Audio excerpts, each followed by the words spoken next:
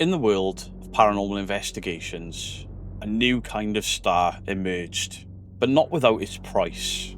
And this is the story of how Ghost Adventures, that was once seen as a groundbreaking series, has negatively impacted the field that it initially set out to champion. From ego-driven theatrics to controversial claims of cutting-edge science. Join me as I dissect the legacy of Zap Agins and the lasting shadow that he's cast over the paranormal community.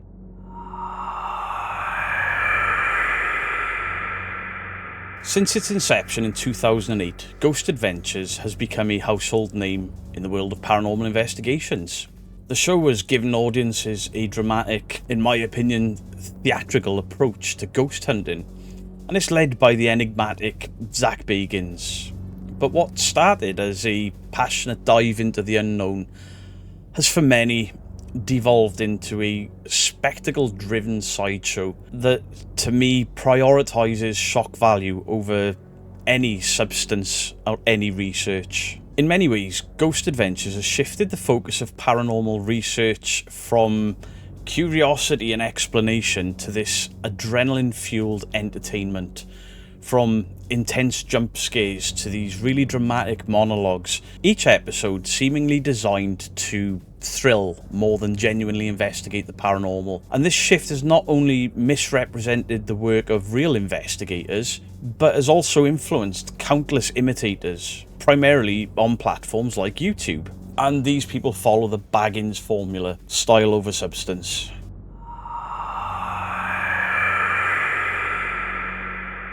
Zap Agins is the face of Ghost Adventures.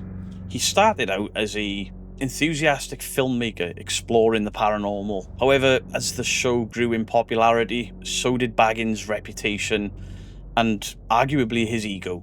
Viewers watched as Baggins became a cartoon of himself, donning all this black clothing, speaking in a commanding tone, and often portraying himself as some sort of really bad spiritual warrior, facing down supernatural forces. And his transformation has led to many to criticise him as a sensationalist, more interested in his brand than authentic investigations.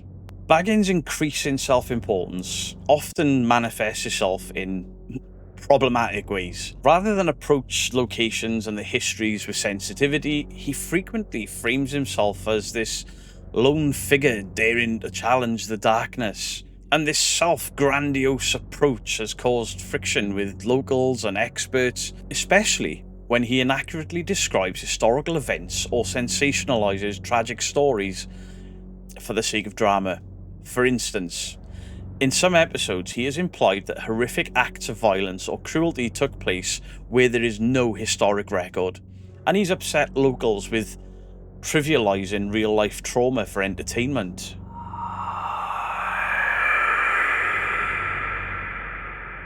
One particularly concerning aspect of Ghost Adventures is its frequent embellishment of historical facts.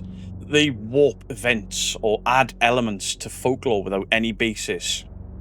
The show often misrepresents locations and their histories, and this has repeatedly led to frustrations among historians, locals, and paranormal experts who feel that the truth is being sacrificed for the spectacle. And if you want proof of that, look at season 4, The Washoe Club. During their investigation of this Virginia City location, the Ghost Adventures team hyped up claims of thousands of deaths tied to mining accidents. Local historians were quick to point out that while mining was a dangerous job, there's very little evidence to support these wildly exaggerated figures.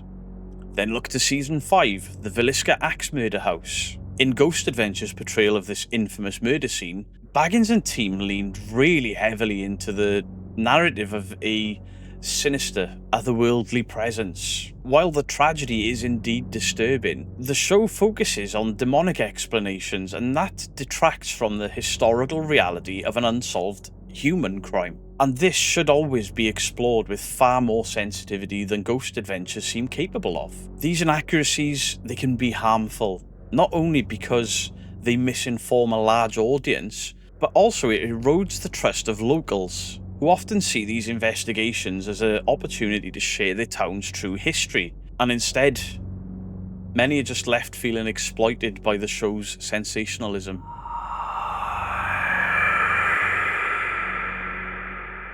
One of the cornerstones of Ghost Adventures is the use of various tools and devices marked as scientific equipment. From spirit boxes to SLS cameras that map ghostly figures, Baggins and his team often tout their gear as being on the cutting edge of the paranormal research. Yet, many of these tools are controversial at best, unscientific at worst. The SLS has been pulled apart by just about every debunker on YouTube. And there are issues with most of the equipment that Ghost Adventures use and the way they use it. For example, spirit boxes. These devices cycle through radio frequencies and they generate fragments of audio. But Baggins often interprets these random words as direct communication from spirits. But this equipment lacks any real scientific validation. Skeptics like myself will argue these spirit boxes, they just exploit our brain's tendency to find patterns in noise. Audio pareidolia. The SLS cameras.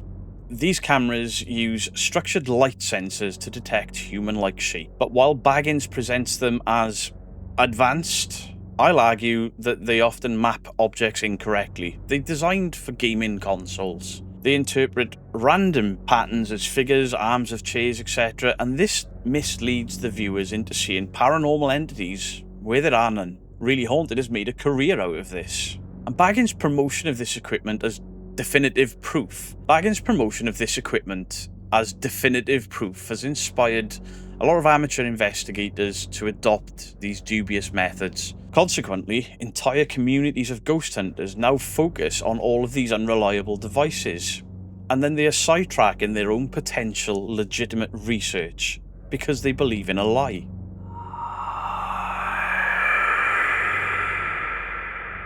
So Ghost Adventures episodes are marked by an intensity that, while it's engaging, has led to a concerning trend. Zap Agins and his high-octane approach, marked by these over-exaggerated reactions and antagonistic taunts towards alleged spirits, it's inspired countless YouTube ghost hunters who emulate this style. Sam and Colby, Twin Paranormal. These imitators are prioritising drama and reaction over research. Just look at Sam and Colby and Twin Paranormal jumping, screaming and shouting.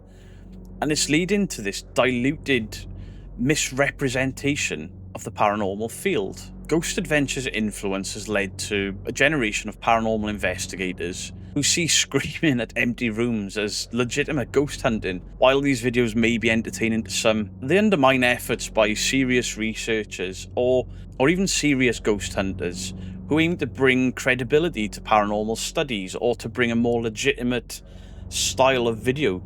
You see, as these dramatized methods gain popularity, they also contribute to skepticism towards this field as a whole.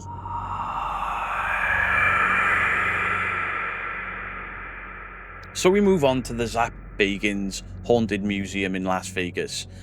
It's become another controversial aspect of his career. While it's marketed as a museum that is filled with haunted objects, it's frequently criticised as more of a horror attraction than an authentic paranormal experience. The museum has a high admission fee, and it features objects like the supposed haunted Dybbuk box that I have completely debunked as a hoax. Baggins has claimed that this Dybbuk box is responsible for multiple hauntings, but I've proved in other videos that it's all lies. I will argue that the museum is a theatrical showcase. It's not a true collection of haunted artifacts, and this blurs again the line between legitimate paranormal artifacts and fabricated lore. Take into account rumours of the heat being cranked out so people pass out. Take into account the horrible smells that are rumoured to be pumped into this museum to make people feel sick, to feel off, to feel like they're being haunted. Certain artifacts in there are rumoured to be copies and not the original. And then we have Nick Groff's departure, and this was a major controversy within Ghost Adventures. It's still controversial now. Nick Groff was a founding member and a long-time investigator of the show, and Groff left after season 10. And while the reasons are not fully public, rumours suggest creative differences, with Groff wanting a more authentic investigative style, specifically compared to Baggins' increasingly theatrical approach, and his exit has created tension within the paranormal community. Groff has subtly criticised the show's direction. Groff then later pursuing his own projects, aiming to bring a less sensationalist perspective to the paranormal. But this split exposed the behind-the-scenes drama and reinforced critiques of Ghost Adventures as prioritising entertainment over genuine investigations. And I'm one that still looks at Nick Groff's output and work as over-exaggerated entertainment. I don't think he's a legitimate investigator.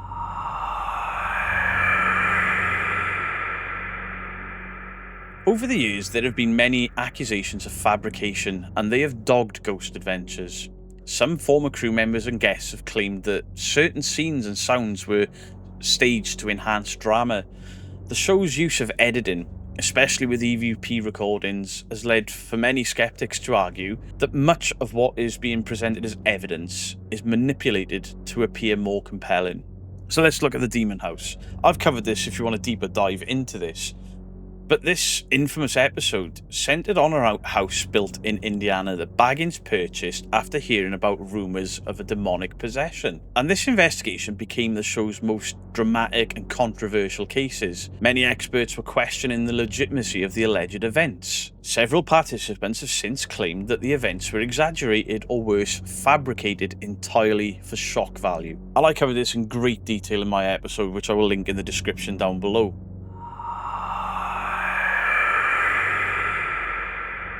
Ultimately, Ghost Adventures has introduced millions of people to the concept of a paranormal investigation, but its impact on the field has been largely detrimental. It's been prioritising theatrics, exaggerating evidence, promoting unscientific methods. The show has damaged the credibility of serious investigators.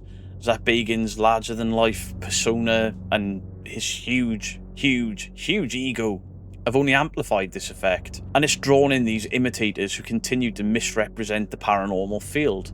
As a result, serious researchers are left to repair the damage. Debunkers are left fighting to prove that the work of real investigators is not about cheap thrills, but it's about understanding the potential mysteries of the unknown. So as the line between entertainment and research blurs, one question remains. Is Ghost Adventures a necessary evil to keep the paranormal alive in the public eye?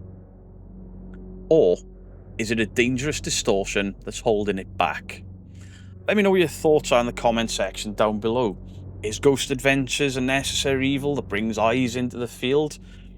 Or is it this overblown, egotistical, frontman-led drama show that is distorting the real paranormal, that is holding the channels that I like and I support back? Because for me, there are two shows that have irreparably damaged the paranormal field. One would be Most Haunted, the first. The second would be Ghost Adventures. It's not an exaggeration to say that the teams that I enjoy, the investigation style that I do, that I like to watch, is being completely overshadowed by this ego-driven nonsense that the Ghost Adventures has put out there. What chance do legitimate paranormal teams that go to location after location after location to come home empty-handed, what chance do they have of gaining any sort of fame or notoriety when they're compared to the likes of Sam and Colby, Twin Paranormal, that are guaranteed to get evidence every single video, that are guaranteed to find a ghost in every building they go in? Ghost Adventures, in my opinion, has made a complete mockery of the field.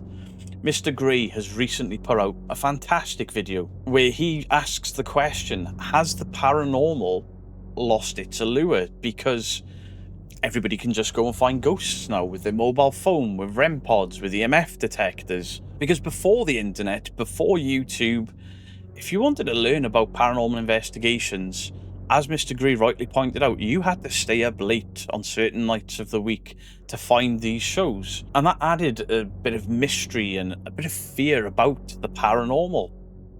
You had to read books to understand paranormal investigations. And all of that has been taken away by these over-exaggerated, adrenaline-fueled videos of people screaming, shouting, and giving these non-factual accounts of these historic locations. And it's really sad. Locations seem to be changing their histories now to accommodate this ghost adventures influence style of investigating. So I hope you enjoyed this little dive into ghost adventures and the negative impact on the paranormal. It's difficult to do too deep a dive and show too much of the footage because Ghost Adventures ultimately belongs to a TV network, so copyright can be a bit sticky. Either way, I hope you've enjoyed this. Much love to you all. Beardo out.